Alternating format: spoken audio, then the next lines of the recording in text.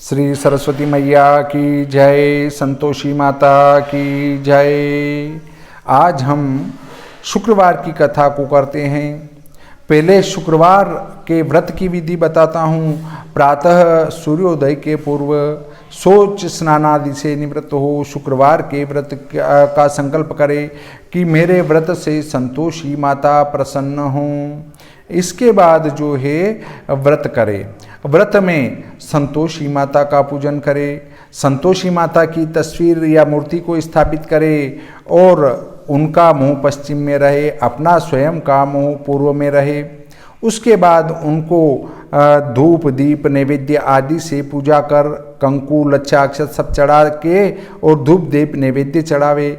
इसके बाद एक जल से भरा हुआ कलश रखे, उसके ऊपर गुड़ चने रखे और स्वयं भी हाथ में गुड़ चने लेकर कथा को करे। कथा करने के बाद में फिर भोजन ग्रहण करना चाहिए। कथा में जो है इस दिन 8 लड़कों को भी भोजन करने का विधान प्राप्त होता है। इस शुक्रवार के व्रत के दिन खटाई का सेवन नहीं करना चाहिए, अर्थात इमली, खट्टी चास, दही आदि जो खटाई वाली वस्तुएं हैं उनको त्याग दे। सबसे पहले अगर घर में ही 8 पुरुष हों या 8 लड़के हों तो उनको ही भोजन करावे। घर में नहीं हो तो ब्राह्मणों के बुला ले, ब्राह्मणों के भी नहीं मिले तो पड़ोस के बुलाकर 8 लड़कों को भोजन करावे। अब शुक्रवार की व्रत कथा प्रारंभ होती है। शुक्रवार के व्रत को करने से शुक्र से जनित बीमारियां दूर होती हैं, अर्थात आपको शुगर की शिकायत है तो वो भी शुक्रवार के व्रत से समाप्त होगी। यदि समाप्त नहीं हुई तो आगे नहीं बढ़ेगी। यदि शुक्र कमज़ोर हैं तो पहले से ही शुक्रवार का व्रत करें तो आपको शुगर नहीं होगी। इसके अलावा शुक्रवार का व्रत करने से शुक्र बली बनेगा। शुक्र के बली बनने से पत्नी सुख अच्छा प्राप्त होगा। दूसरी बात, शुक्र बली बनने से शुक्र से संबंधित भौतिक सुख सुविधाओं की वृद्धि भी होगी। अब कथा प्रारंभ होती है। आप प्रेम पूर्वक कथा श्रवण करें। एक बुढ़िया थी और उसके 7 पुत्र थे। 6 कमाने वाले थे, एक निकम्मा था। बुढ़िया माँ 6 पुत्रों को की रसोई बनाती, भोजन कराती और पीछे से जो बचता सो 7वें को दे देती। परंतु वह भोला था, मन में कुछ विचार न करता था। एक दिन अपनी बहू से बोला, देखो मेरी माता का मुझ पर कितना प्यार है। वह बोली, क्यों नहीं, सबका जूठा बचा हुआ तुमको खिलाती हैं। वह बोला, ऐसा भी कहीं हो सकता है, मैं जब तक अपनी आंखों से न देखूं मान नहीं सकता। बहू ने कहा, देख लोगे तब तो मानोगे। कुछ दिन बाद बड़ा त्योहार आया। घर में 7 प्रकार के भोजन और चूरमा के लड्डू बने। वह जांचने को सिर दर्द का बहाना कर पतला कपड़ा सिर पर ओढ़कर रसोई में सो गया और कपड़ों में से सब देखता रहा। 6 भाई भोजन करने आए। उसने देखा माँ ने उनके लिए बहुत सुंदर आसन बिछाए हैं, 7 प्रकार की रसोई परोसी हैं। वह आग्रह कर उन्हें जिमाती हैं। वह देखता रहा। 6 भाई भोजन करके उठे तब जूठी थालियों में से लड्डुओं के टुकड़ों को उठाया और एक लड्डू बनाया।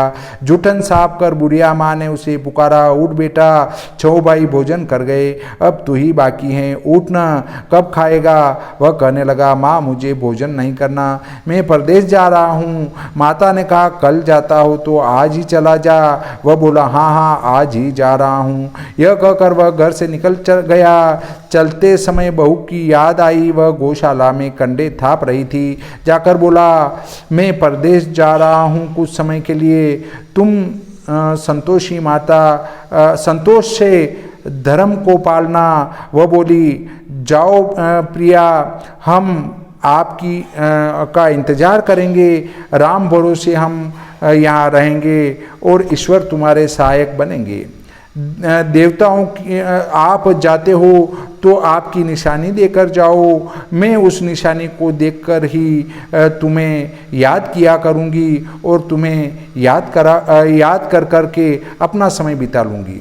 वह बोला, मेरे पास तो कुछ है नहीं, यह अंगूठी है सो ले लो और अपनी कुछ निशानी मुझे दे। वह बोली, मेरे पास क्या है, यह गोबर भरा हाथ है। यह कहकर उसकी पीठ में गोबर के हाथ की थाप मार दी।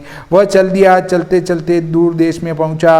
वहाँ एक साहूकार की दुकान थी। वहीं जाकर कहने लगा, भाई मुझे नौकरी पर रख लो। साहूकार को जरूरत थी, बोला रह जा। लड़के ने पूछा, तनख्वाह क्या दोगे?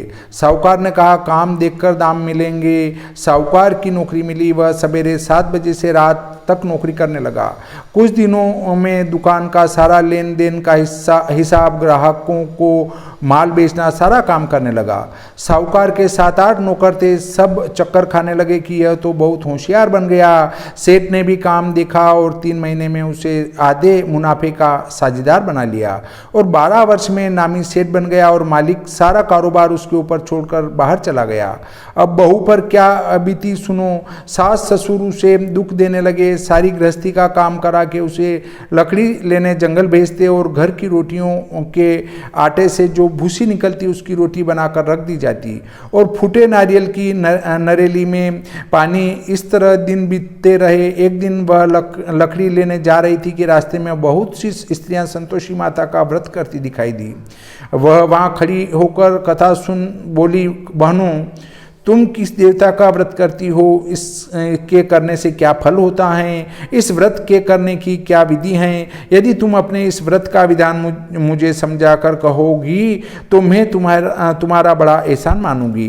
तब उनमें से एक स्त्री बोली, सुनो, यह संतोषी माता का व्रत है। इसके करने से निर्धनता, दरिद्रता का नाश होता है, लक्ष्मी आती हैं, मन की चिंताएं दूर होती हैं, घर में सुख आने से मन में प्रसन्नता और शांति मिलती है।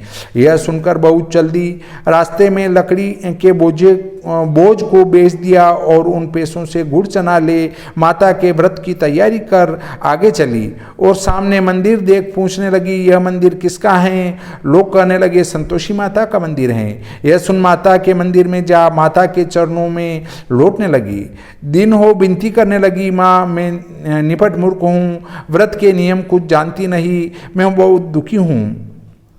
हे माता जगत जननी, मेरा दुख दूर कर, मैं तेरी शरण में हूँ। माता को दया आई। एक शुक्रवार बीता कि दूसरे शुक्रवार को ही उसके पति का पत्र आया और तीसरे को उसका भेजा हुआ पैसा भी आ पहुँचा। यह देख जेठानी मुंह सिकोड़ने लगी, इतने दिनों में इतना पैसा आया, इसमें क्या बड़ाई है? लड़के ताना देने लगे। काकी के पास अब पत्र आने लगे, रुपया आने लगा।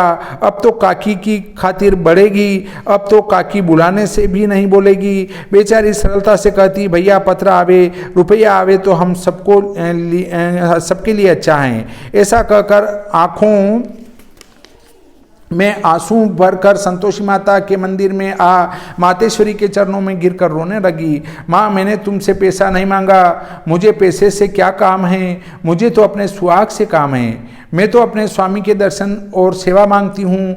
तब माता ने प्रसन्न होकर कहा, जा बेटी तेरा स्वामी आएगा। यह सुन खुशी से बावली हो घर जा काम करने लगी। अब संतोषी माँ विचार करने लगी, इस भोली पुत्री से मैंने कह तो दिया तेरा पति आएगा, पर आएगा कहाँ से? वह तो इसे स्वप्न में भी याद नहीं करता। उसे याद दिलाने के लिए मुझे जाना पड़ेगा। इस तरह माता बुढ़िया के बेटे के पास जा स्वप्न में प्रकट हो कहने लगी, साहूकार के बेटे सोता है या जागता है?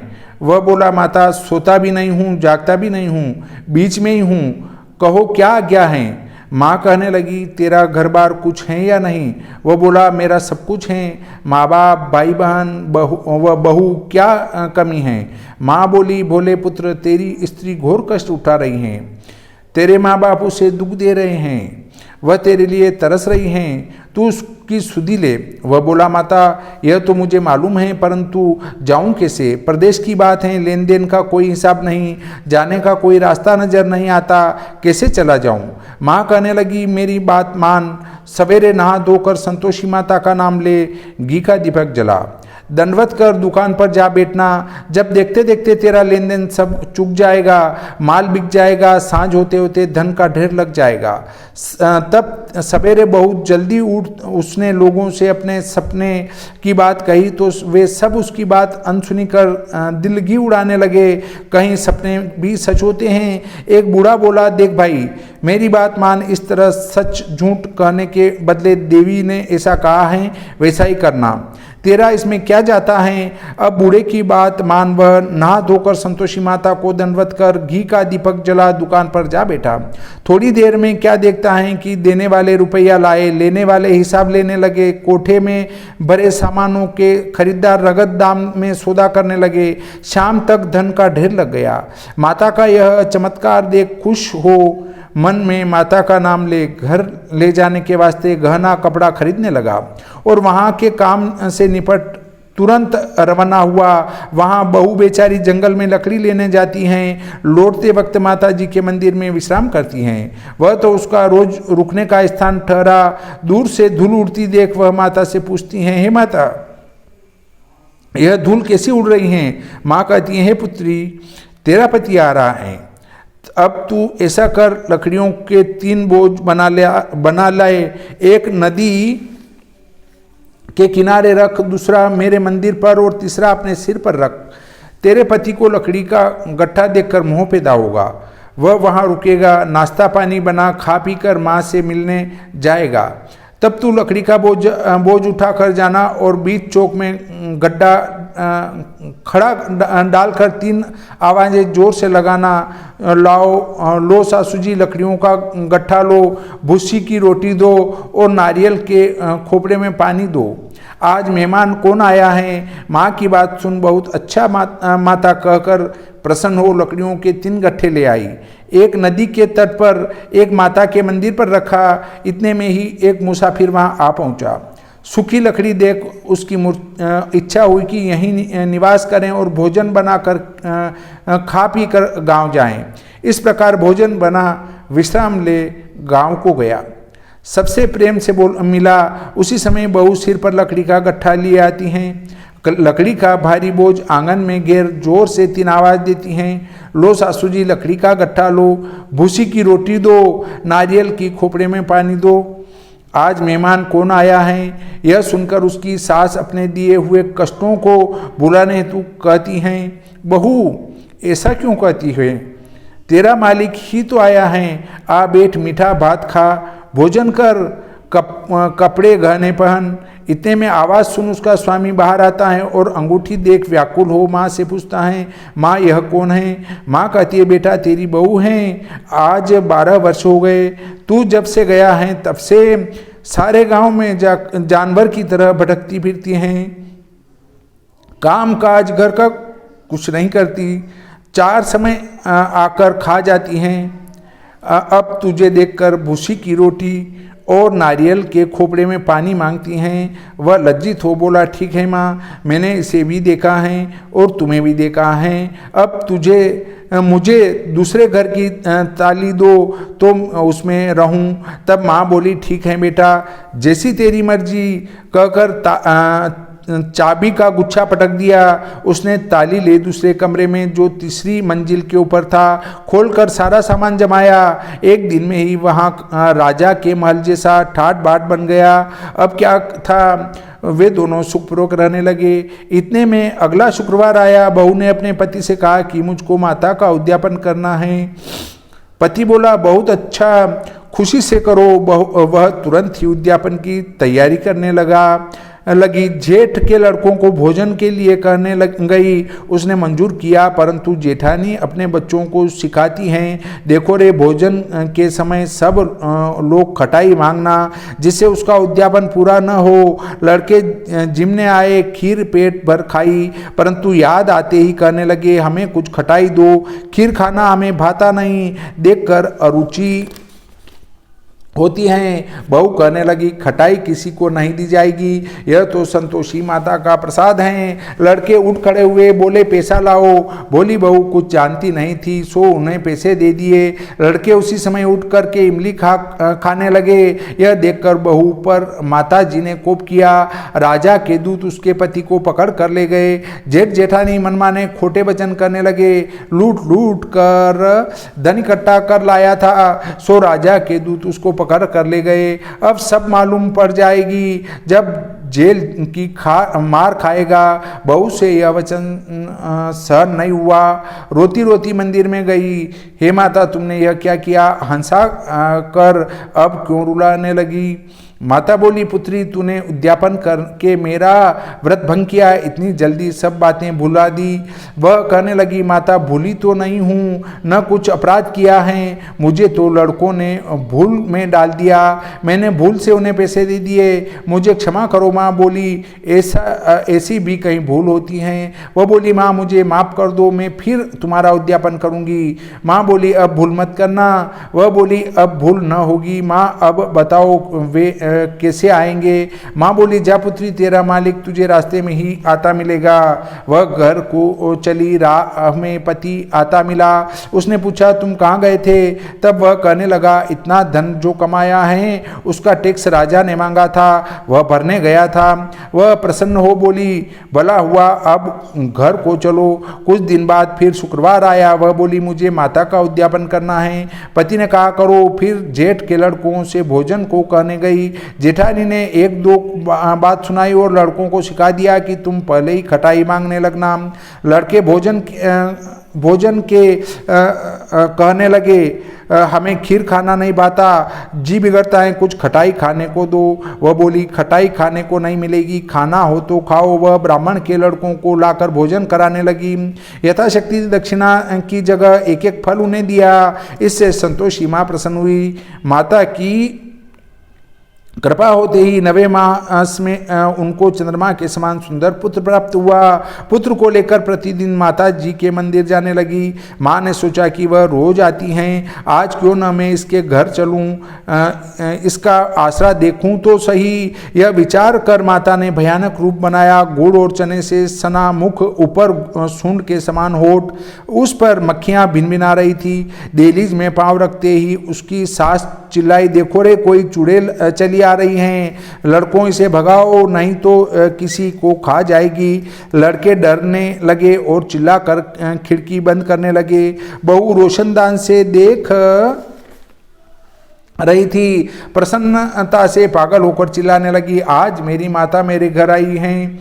यह कहकर बच्चे को दूध पीने से हटाती हैं। इतने में सास का क्रोध फूट पड़ा। बोली, रांड इसे देखकर कैसी उतावली हुई हैं, जो बच्चे को पटक दिया।